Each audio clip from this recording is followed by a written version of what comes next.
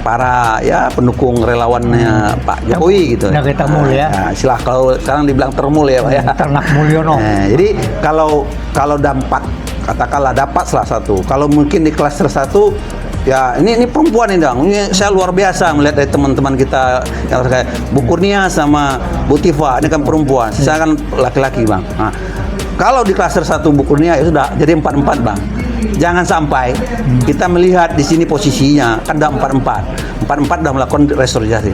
Ya bisa saja Pak Jokowi itu mencabut, mungkin dia akan memaafkan Roy Suryo seperti itu ya. Kalau udah 4-4 menurut dia, karena baru 35 sekarang, Bang, belum berani dia gitu. Karena memang kalau prediksi saya memang walaupun mereka akan siap di pengadilan, akan siap menunggu faktanya apa? Kalau memang orang siap di pengadilan, nggak perlu adanya restoratif justice gitu. Udah percepat aja, jangan dorong lagi RJ gitu. Nah, kalau memang sebagai pelapor memang merasa direndahkan serendah-rendahnya, dihina sehina-hinanya, sudah buktikan aja di pengadilan. Jangan ada istilah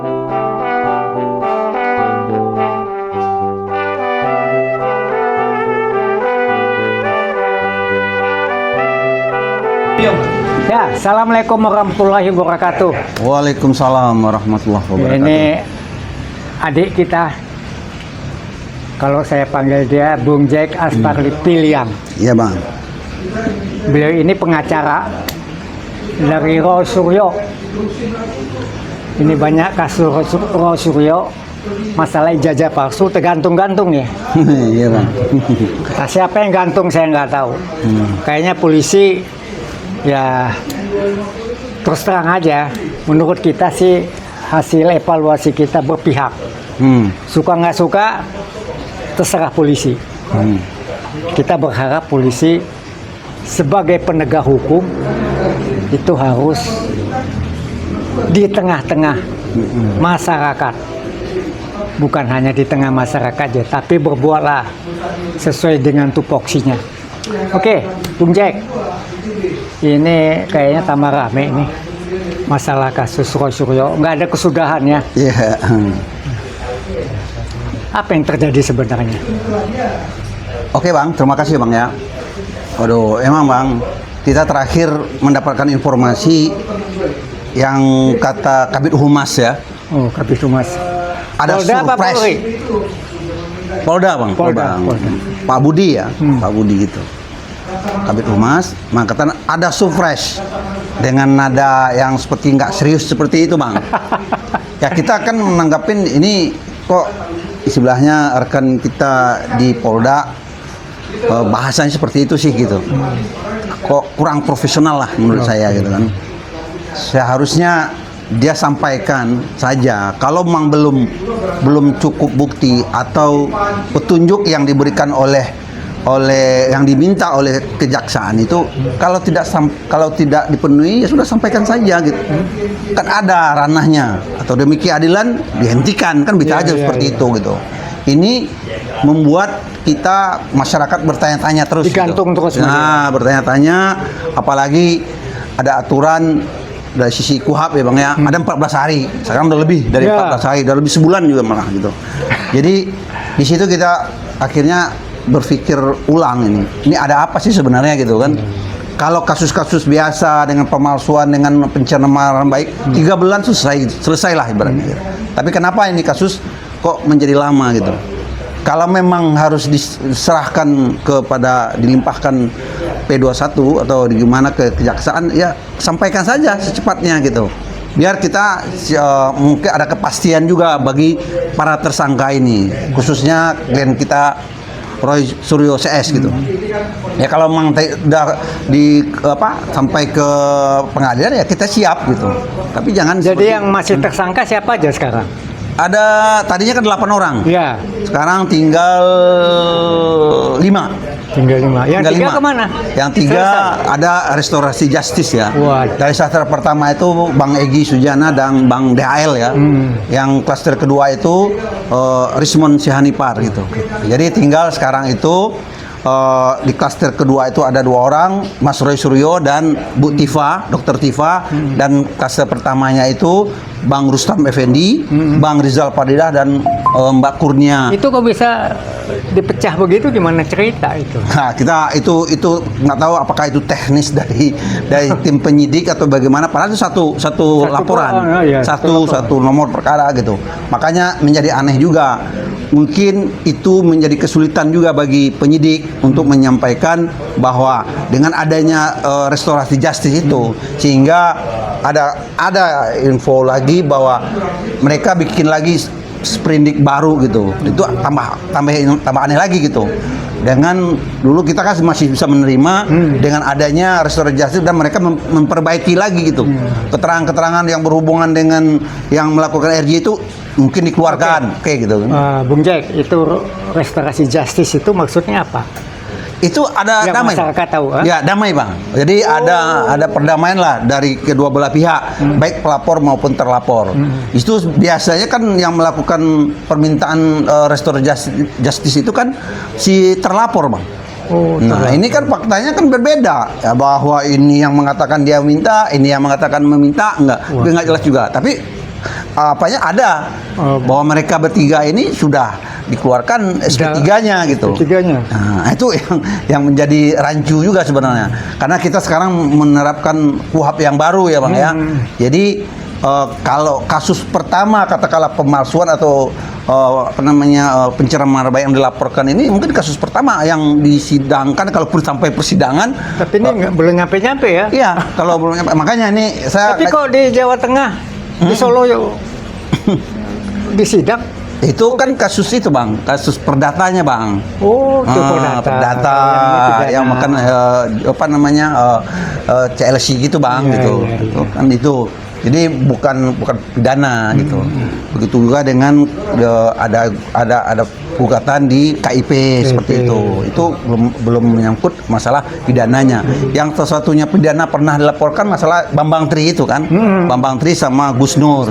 Sehingga dia juga dihukum dengan ujaran kebencian. Padahal dia mengatakan itu ada masalah ijazah, tapi ijazahnya nggak pernah muncul pada saat itu gitu. Makanya juga kita ke depannya kalau memang dari sisi kejaksaan ya kan punya hak juga, nanti dia punya kepentingan kalau udah sampai kalau pada suatu ya sudah lakukan aja, kalau nggak dibawa persidangan ya sudah, kan ada yang namanya deponering gitu ya, lakukan ya. Saya salah satu gitu kan tim yang siap menunggunya di pengadilan gitu, bukan berbicara masalah formilnya lagi, masalah terlambat 14 hari gitu. Jadi itu, Bang, jadi kita siapkan semua, kita akan teliti semua. Kalau memang nanti katakanlah dalam laporan ini atau aduan ini Pak Jokowi sebagai korban ya dia akan datang, dia wajib datang untuk menyampaikan apa yang menjadi permasalahan dia sebagai korban itu, dan dia sebagai pelapor juga terangkan. Nanti kita akan bertanya, mungkin Mas Roy dengan kita semua gitu. Dan Pak Jokowi sudah katakanlah sudah ini sama oleh jaksa penuntut umum. Nah, buktikan gitu kan, membuktikan bahwa benar nggak Roy Suryo CS ini melakukan apa yang namanya pencemaran nama baik gitu, seperti itu, Bang. Jadi sampai sekarang udah berapa lama dari kejadian? Ada 6 bulan? Udah setahun lebih, Bang. Setahun lebih? Iya, ini kan laporan Pak Jokowi kan tanggal 30 April, Bang. Ini udah Mei masuk kan? Ini lebih setahun lebih ini gitu. Aduh. Jadi kita menunggu. Apalagi sekarang namanya ada Pak Arismon, katanya dia mau mencabut segala ininya buku yang sudah mereka buat itu. Buku itu kan barang bukti. Iya. Apa yang mesti dicabut lagi? Ya kan? Kita nggak tahu ya, Bang ya. Kalau masalah buku itu jadi barang bukti kan itu kan domainnya kepolisian ya, penyidik ya. Karena kan bukti yang disampaikan oleh penyidik itu kan ada 709 ya. Bukti 709. Tapi yang membuka kan cuman ijazahnya aja yang kemarin diperlihatkan pada saat gelar perkara khusus, Bang. Yaitu ijazah SMA nama sarjana. Nah, ijazah itu nggak boleh dipegang lagi ya? Nggak boleh dipegang. Nggak boleh dipoto lagi? Dipoto juga nggak boleh gitu. Jadi seperti itu, Bang. Jadi apa yang mesti dilakukan oleh lawyer dan sarannya apa buat masyarakat supaya penegakan hukum ini benar-benar jujur, adil, transparan? Ya kami sebagai lawyernya Mas Roy ya dan kawan-kawan, kita butuh kepastian saja. Kepastian apakah ini diteruskan sampai ke pengadilan P21 gitu. Apakah dihentikan gitu. Ya semua itu kami sudah siap semua gitu. Kalau nanti dihentikan, apakah ada kemungkinan dihentikan seperti apa dihentikannya? Apa alasannya dihentikan gitu. Ya mungkin kita akan coba mungkin menuntut balik juga kali gitu dari sisi Roy Suryonya gitu. Kan bayangkanlah Bang sama Abang itu sudah melakukan wajib lapor sudah berapa kali itu Bang. Itu bulanan apa mingguan? Setiap minggu.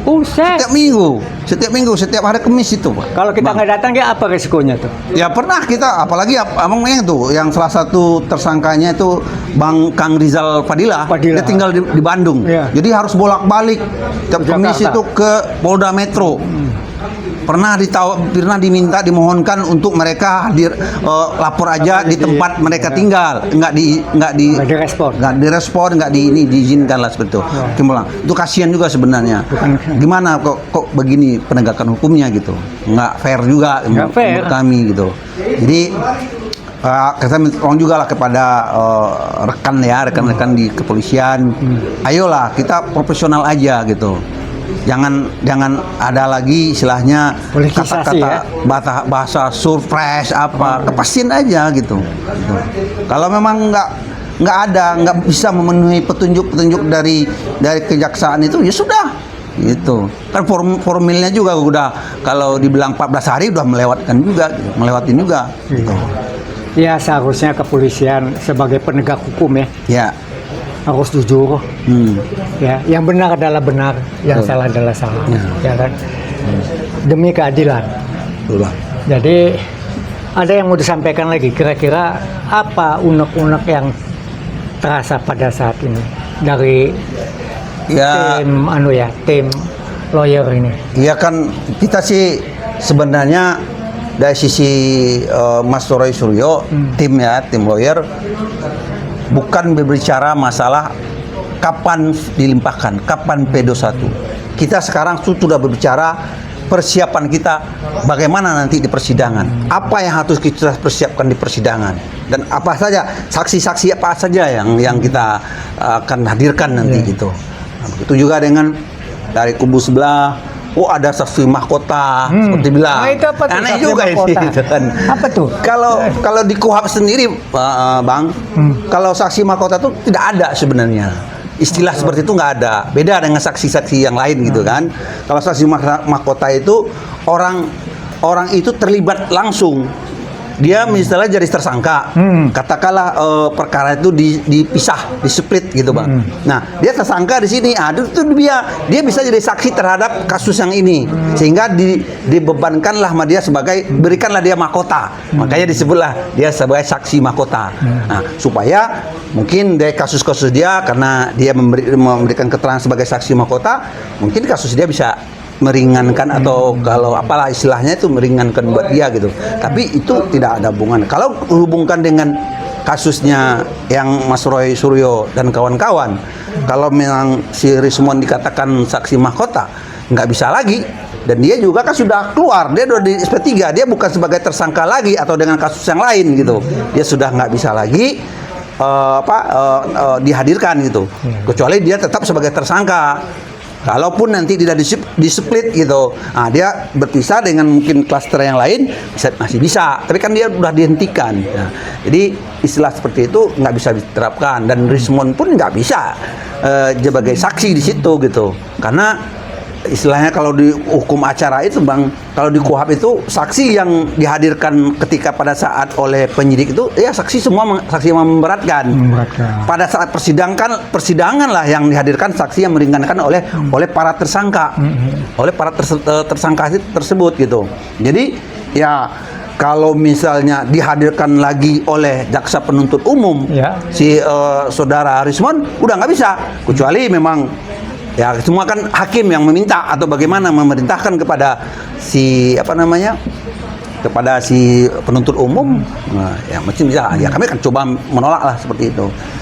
Gitu kalau masalah saksi mahkota itu bang. Jadi kami berharap tidak akan ada yang namanya saksi mahkota seperti itu. Gitu. Saya begini ya, setelah saya amati ya, Ya. kayaknya nggak ada kesudahannya kasusnya Jokowi. Sangat dipolitisasi. Dan mungkin juga ya kalau kita ngomong-ngomong tuh, omong-omong kita sama teman-teman, semua udah diduitin. Ya, sehingga kasus ini bisa ambiar aja, bisa nggak jelas, malahan mungkin bisa Rosuryo yang jadi tersangka. Ya, nah buat kami sendiri ya sangat prihatin lah penegakan hukum ya. Saya sendiri kan kita tahu, kita sama-sama dari alumni Fakultas Hukum. Iya bang. Kok begini amat ya hukum di Republik ini ya? Rakyat mau percaya siapa lagi ya? Miris kita.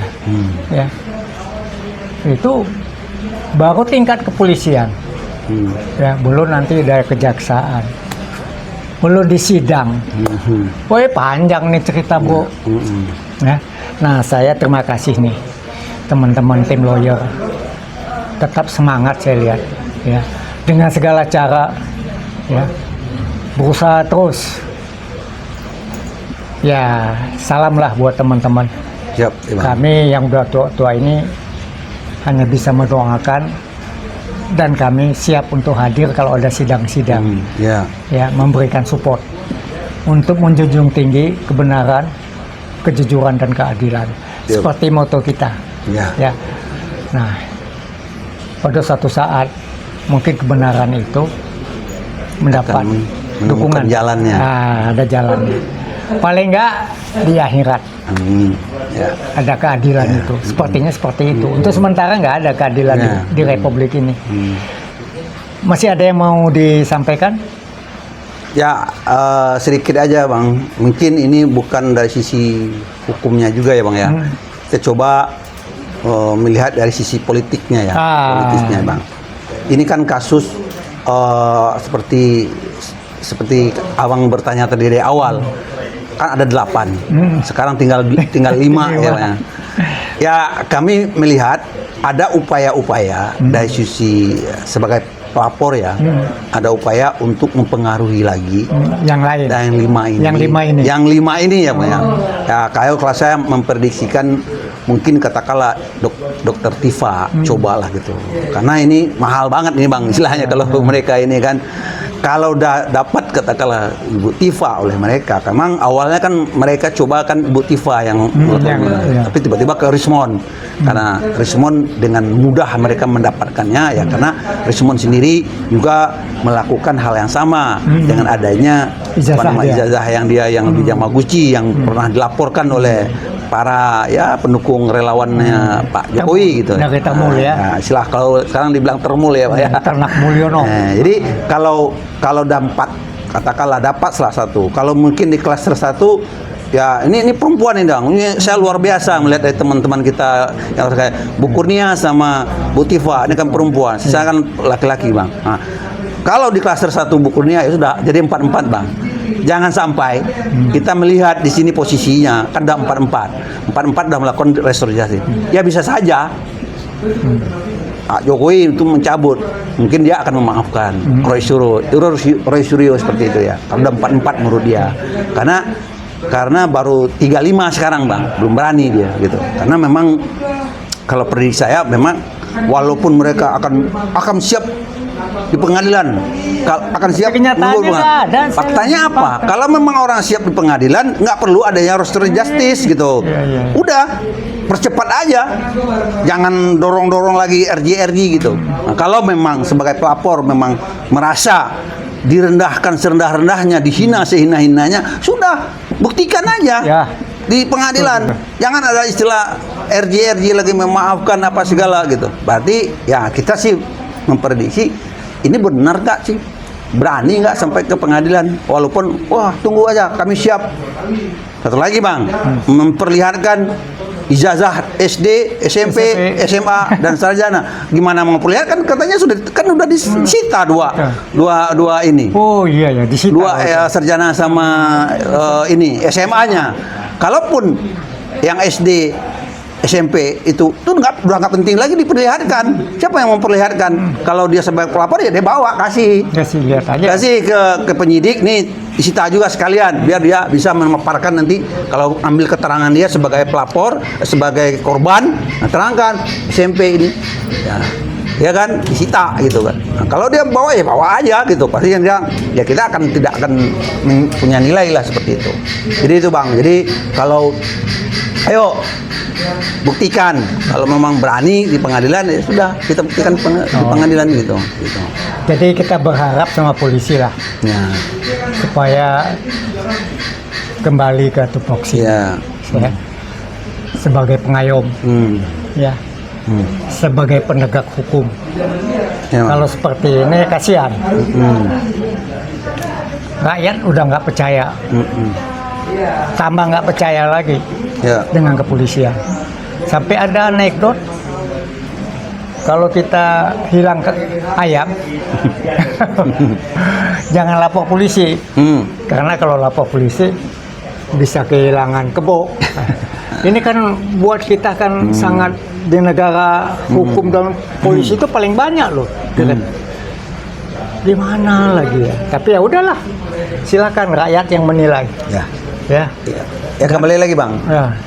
Sebenarnya rekan-rekan kita di kepolisian ada banyak juga yang punya Betul. integritas Saya atau setuju. nurani lah sepertinya itu. Yang mungkin kasus ini dipegang oleh ya rekan-rekan kita yang kurang profesional aja menurut saya. Oke. Nah, saya kira demikian dari Bung Jack ini, kalau saya panggil Bung Jack, pengacara daripada tim pengacara daripada Rosuryo, yang selama ini telah berusaha untuk mengungkapkan fakta bahwa ijazah Jokowi itu palsu. Nah, mungkin masyarakat bisa melihat dari ulasan saya. Semoga apa yang diharapkan oleh tim pengacara dan kami sendiri itu secepat-cepatnya diselesaikan. Siap. Ya, terima kasih Bung Ya, Jack. Bang. Ya, Sama-sama Bang. ya, kebenaran, kejujuran dan keadilan. Siap.